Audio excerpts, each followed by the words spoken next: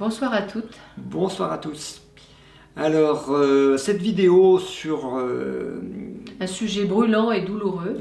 sur la Palestine et Israël, avec déjà des morts qui se comptent par centaines, par milliers, et qui sont une répétition d'un schéma qu'on connaît depuis longtemps.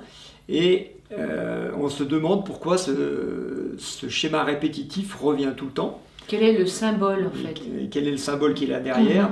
C'est vraiment très très intéressant à observer, justement parce que ça se développe beaucoup là-bas, mais dans d'autres symptômes qu'on voit apparaître un peu partout, et des conflits larvés qui sont dans certains pays comme...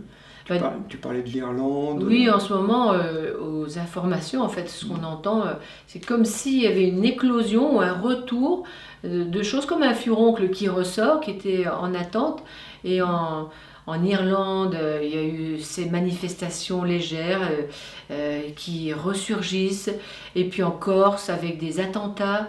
La nuit dernière, donc là il y a quelque chose qui semblait éteint, qui peut être couvé et là qui explose. Et pourquoi? Quel est le moteur qui réanime ça alors que on semblait aller vers la paix? Justement, un groupe de jeunes était dans une soirée pour la paix à côté de la frontière, donc oui, en plus.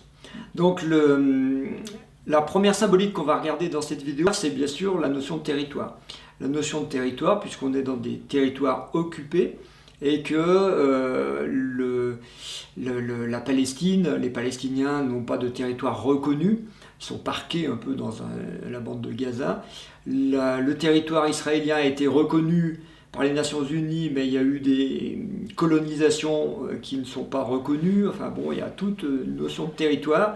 Et la première chose qu'on sait, c'est que quand on n'a pas sa place, son territoire, quand j'ai pas mon espace vital, eh bien, ça va déclencher soit quelque chose qui va vers la mort, c'est-à-dire qu'on peut appeler une sorte de dépression. Oui, une tristesse profonde. Je n'existe pas dans mon corps, donc je ne peux pas me réaliser. Et donc, si je ne peux pas me réaliser, eh bien, je suis en dépression. Ou alors, un instinct de survie, ça va déclencher de la colère, de la violence, et c'est ce qu'on est en train de voir. Et ça va, à ce moment-là, réveiller ce que nous, on appelle le cadavre sanglant dans les 3 causeurs de mort du taoïsme, dont on parle dans notre dernier livre. D'ailleurs, dans les 3 épreuves qui attendent l'humanité, qui a été écrit il y a 2 ans, on disait, attention, le cadavre sanglant, il attend son heure, et quand il va sortir, s'il sort, et puis c'est en train d'arriver, voilà. Oui, ça peut faire de la violence et beaucoup de souffrance. Beaucoup de violence gratuite et très très bestiale. Moi, ce qui me étonne par rapport à l'incarnation, parce que normalement, symboliquement, mais énergétiquement, il y a une âme dans un corps. Et là, c'est comme s'il y avait 2 âmes pour un seul territoire, un seul corps. Et donc, c'est comme si une fois l'un occupait le lieu, puis après une fois l'autre, et comme s'ils se disputaient le même corps. Et ça, c'est quand même étonnant. Alors, on va remonter peut-être à la source de l'histoire de ce pays. Alors, c'est pour ça qu'on a mis terre sainte et terre maudite, parce que pourquoi une terre qui est présumée sainte, où il y a les 3 religions monothéistes qui se sont développées, comment se fait-il qu'on en vienne à autant de haine et de violence et de guerre? Alors, à l'origine, il y a quand même le peuple juif qui est un peuple errant, qui n'a pas sa place, et qui cherche son territoire, et qui va vers une Jérusalem promise, qui est presque même d'ailleurs dans les textes une Jérusalem céleste. Donc qui est au-delà de l'incarnation, qui est ailleurs. Et donc ça va faire un peuple qui n'a pas de territoire, et qui va chercher à s'installer, et qui va être en lutte tout le temps pour trouver un territoire.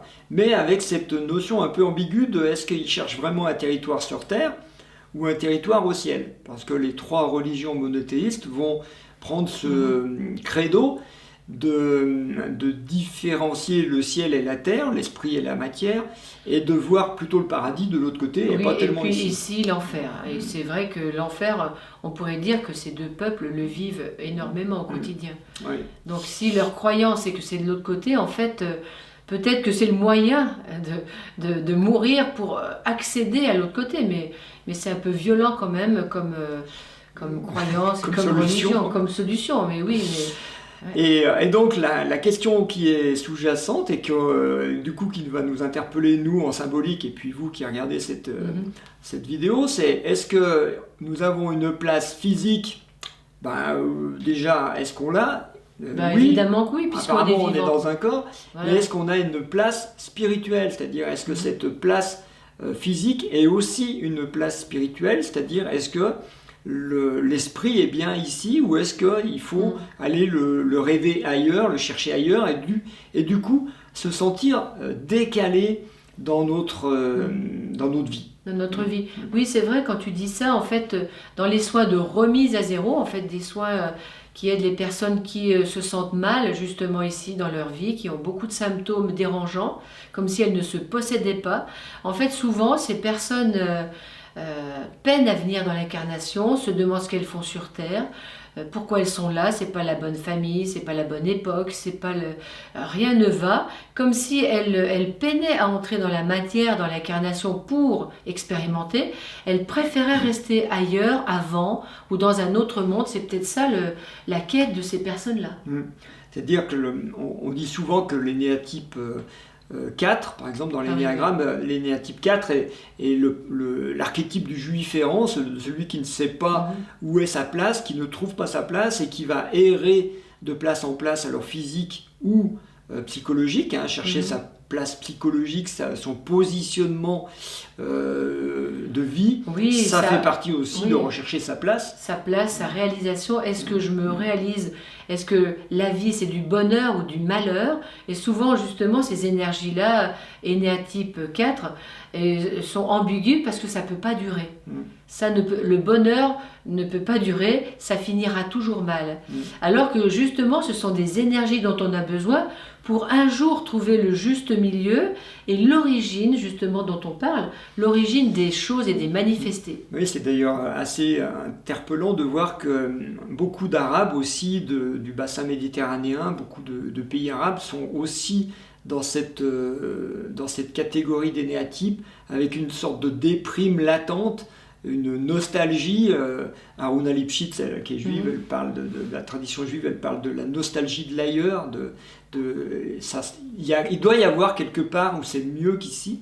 Cette forme de pensée-là nous décale de notre place dans le corps et de notre place physique et psychologique, et du coup va faire en schéma collectif ce qu'on est en train de voir. C'est-à-dire qu'on n'a pas de territoire, on le recherche et on ne le trouvera jamais, et ça sera une quête laborieuse et de souffrance, puisque c'est ce qu'on voit là-bas qui s'incarne dans ces deux peuples. C'est pour ça que la Terre Sainte, cette Terre Sainte du Moyen-Orient, est-ce qu'on n'en a pas fait une terre maudite à vouloir chercher quelque chose que l'on cherche peut-être dehors et qui se trouve peut-être dedans? Et oui, parce que la Terre, donc le symbole de notre incarnation, l'âme qui s'incarne, est-ce que ce serait quand même quelque chose de spirituel où on peut accéder à justement ce qu'on rêve ailleurs et qui peut-être serait là? Donc l'idée qu'on peut suggérer dans cette vidéo pour aider ces peuples qui cherchent leur place, leur territoire, sans parler bien sûr de la politique, parce que la politique c'est un autre domaine, mais évidemment si on donnait au niveau politique un territoire à chacun, quitte même à faire un mur entre les deux, on aurait beaucoup plus de tranquillité. Mais bon, pour l'instant, les solutions politiques, on dirait qu'on n'en veut pas. On verra ça dans la prochaine vidéo, pourquoi d'ailleurs. Mais en tout cas, nous, ce qu'on peut faire, c'est se poser la question tous individuellement, est-ce que moi, je m'estime être à ma place? Moi, là, est-ce que je suis à ma place dans mon corps physique? Dans ma famille? Est-ce que j'ai une place dans ma famille ou est-ce que je suis, comme on l'a entendu, le 8e enfant sur 7? Vous vous rendez compte? Quand on entend ça, on est un peu surpris que la personne se soit mise tellement à l'écart toute sa vie.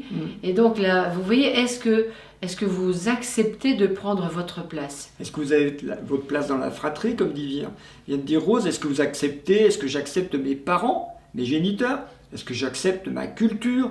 L'époque, est-ce que j'accepte cette époque? Je ne préférerais pas, par exemple, le Moyen-Âge, ça devait être mieux, etc. Il y a plein de questions qu'on devrait se poser sur la notion de place psychologique et idéalisée, peut-être, place spirituelle et place physique, pour se dire, si nous, tous individuellement, on est mal dans notre peau parce qu'on a des problématiques de territoire physique, émotionnel, mental, spirituel, tout ce que vous voulez, eh bien, c'est pas étonnant que ça fasse des égrégores sur la planète et que certains peuples fragiles par leur histoire s'engouffrent dans ce schéma avec ce qu'on voit se développer actuellement, c'est-à-dire on en arrive à la violence.